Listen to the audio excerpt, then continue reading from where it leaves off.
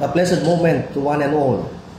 Our gospel for today does not only talk about improving our talents, but more so of ourselves, to enhance them and make them better for others and those who depend on us, especially in our being as uniformed personnel, as we carry out our duty and responsibilities.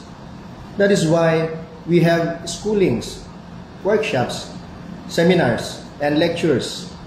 In giving our services to people, we use ourselves as instruments, and so therefore, like talents, must be taken care and improved.